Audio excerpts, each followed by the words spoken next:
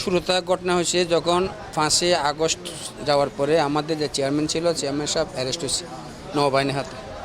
আমি panel chairman ছিলাম, শেষে আমাকে সরকার ভারপ্রাপ্ত দায়িত্ব দিয়েছে। দায়িত্ব দেওয়ার পরে ওনার বাচ্চু চেয়ারম্যানের ভাই আমাকে মারার জন্য মানে জানে মারে ফেলবে হুমকি দিয়েছে, আমার রেকর্ড আছে, আমি জিডি করছি। সেই প্রেক্ষিতে আজকে এই মারার জন্য আমাকে এই প্ল্যান মারি ফেলার জন্য। আমি যদি না পালাইতাম আমাকে মারে ফেলতো। আমি আমার ইউনিয়নে গেছিলাম, পরিষদে গেছিলাম, আসার পথে ওরা অস্ত্র নিয়ে কি ওখানে উৎপাতে বসে ওদের বাড়ির সামনে।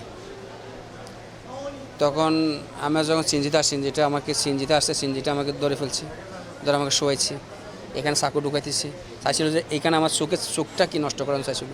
আমি চেষ্টা করছি আমার চোখটাকে বাঁচার জন্য, ঠান্ডা মাথায় চেষ্টা করছি যে আমার চোখ বাঁচাইতে হবে।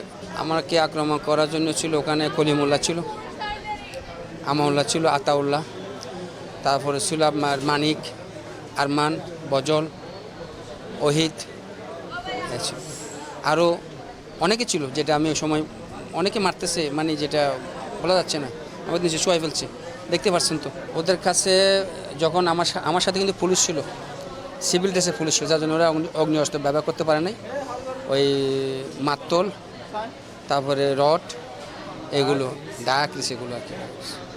এখানে আমার এটা জিব্বারে কাটতে চাইছিল, এই যে জিব্বা কাটে ফেলতে চাইছিল, চোখটা নিতে চাইছিল, এই দুটা জিনিস আমার নিতে চাইছিল ওরা।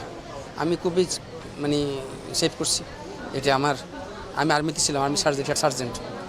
আমি একটা বিচার চাই সরকারের কাছে। আমার দোষটা কোথায়? আমাকে সরকার প্রাপ্ত চেয়ারম্যান সরকার দিয়েছে আমাকে, আমার তো কোনো এখন দোষ নেই। দগড়া ফুমারে যাইতে মতবাড়ি ব্রিজ পর্যন্ত গিয়ে মতবাড়ি পুলিশ 5 জন সিঁজি একটা লই ইতারা বাড়ি তুই এনে পরে দগড়া গিয়ে অলরেডি দগড়া যাই মাদ্রাসার আগে একখান মেলা চললে বলে মেলা মরে আহি ভাত খাই ফুমারে ভাত খাই সুতুরিয়া যাই সুতুরিয়া গিয়ে পরিষদ বসে আর কিন্তু গাড়ি বই দেখি গাড়িতে বই আর 4টা বাজে ওই কত লই আর গাড়ি পিছনে পুলিশের গাড়ি, পুলিশ আছে 5 জনের মধ্যে ড্রেস গান সিভিল ড্রেস আছে। তো সে আমার মাঝখানে আছে, ওই জিএম পুলিশের পরে গাড়ি থাকে, আমার মাঝখানে আছে পুলিশ। তাহলে আয় পিছনে আছে, আর গাড়ির মধ্যে 3 জন আসছে পুলিশ। তাহলে সামুদ্রি আইতে মরিগুনা বাজার ফারিয়ে একটা সভাস্থান লইয়ে সেখানটা আছে এই আইয়ের গাড়ি 6 জন মানুষ রাস্তার মাঝখানে টিয়ে দেখি তো গাড়ি তো পুলিশের হতে কি সমস্যা রাস্তার মাঝখানে টিয়ে দেখে এনে হয়। তো পুলিশের হতে মোটামুটি ফুয়াব আইতে নাম না জানি মানুষটা নিচে নিয়ে আই তো হতে কি সমস্যা ইয়ে তো সর না হয়তো হতে 1 মিনিট কথা বলো করে তুই হয়তো মানুষ সাইডে 30 জন 40 জন আগেই গাছ আছে, মাতুল আছে, লড়ি আছে, ছাতির বাইজিয়ার কে মাতুল বাইজিয়ার কে গাছল বাইজিয়ার, তারপরে দয় আছে অনুর।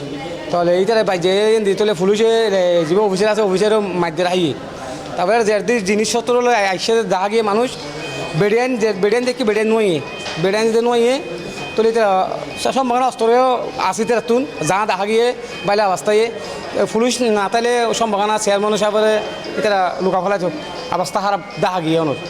তো আইও করে এবার আরও ওই 4-5 জন আর কি মাঝি তো আর কেজি তো মাঝে তারপর আই সরিয়ে রেখা দূরে আগে গিয়ে গাড়ি ফেলাই দূরে আগে গিয়ে আবার যে বেশি মাঝে চলে আবার দূরে গাড়ি একটা দিই ব্রিজ ফালিয়ে দিয়ে দেখি। যে আসলে ঘটনাটা হইল তারা তো আওয়ামী লীগ যখন চলে গেছে ওই যে বাচ্চু চেয়ারম্যান আগে চেয়ারম্যান ছিল ওনারা আগে করে ফেলছে, গ্রেপ্তার করার পরে আমার স্বামী ছিল আপনার প্যানেল চেয়ারম্যান, ওনারা যখন গ্রেপ্তার করে ফেলছে তখন আমার স্বামীর কী হচ্ছে ভারপ্রাপ্ত চেয়ারম্যান হিসেবে সরকারিভাবে দিছে। সরকারিভাবে দেওয়ার পর ওনার ভাই আনসারুল্লাহ হুমকি দিয়েছে, মারি ফেলার হুমকি দিয়েছে প্রথমে মোবাইলে, এই রেকর্ডটা আমাদের কাছে আছে। তো এখন এরপর থেকে আরও অনেকবার হামলা করছে। হামলা করার পর আজকে কী করছে, আমার হাজব্যান্ড ছিল পরিষদে গেছিলো, পরিষদ থেকে আসার সময় পরিষদ ওখানে যাওয়ার সময় পুলিশও ছিল ওনার সাথে, এবং আসার সময় তারা অনেক মারধর করছে। মারধর করে মানে অনেক তাদের ইচ্ছা ছিল একবারে শেষ করে দিই, এটা ছিল। তা আল্লাহর হুকুম আমার স্বামী রিয়া ছিল, তারা শেষ করতে পারে নাই, বাঁচিয়ে আছে। এখন তারা ইয়াভাবে প্ল্যান করে তারা কাজটা করছে, কক্সবাজার থেকে অনেকে গেছে আরও। তা আমি চাই ওই যে ফলাতুনিয়ার ফোলাফাইন আছে, বজল্যা আছে, এবং ফলাতুনিয়ার ফোলাফাইন আসানুল্লাহ হয়েছে 1 নম্বর, যেটা সাবেক চেয়ারম্যান ছিল উনি। তো আসানুল্লাহ ছিল, আমানুল্লাহ, আনসারুল্লাহ, আরিফুল্লাহ, তাদের সবাই।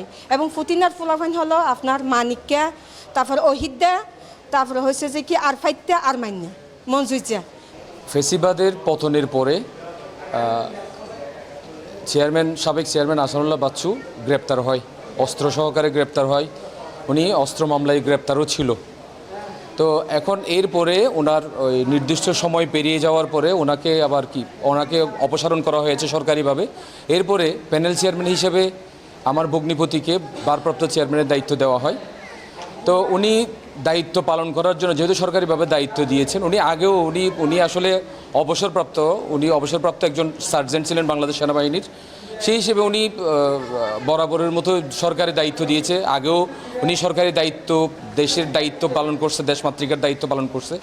সেই হিসেবে উনি মানে নির্ভয় অকুতভয় হিসেবে সরকারিভাবে ভারপ্রাপ্ত চেয়ারম্যানের দায়িত্ব পেয়ে উনি দায়িত্ব পালন করার জন্য সবসময় মানে এলাকায় আসা যাওয়া করে ওইখানে যে জনগণের সেবা দেওয়ার দরকার, প্রান্তিক পর্যায়ে যে সেবাগুলো দেওয়ার দরকার সেগুলো দিয়ে আসছিলেন। এখন হঠাৎ করে মানে মাঝপথে গিয়ে ওনার আহসানুল্লাহ বাচ্চুর ভাই আহসানুল্লাহ বাচ্চু চেয়ারম্যানের ভাই আনসারুল্লাহ ওনাকে মোবাইলে অকথ্য ভাষায় গালিগালাজ করে।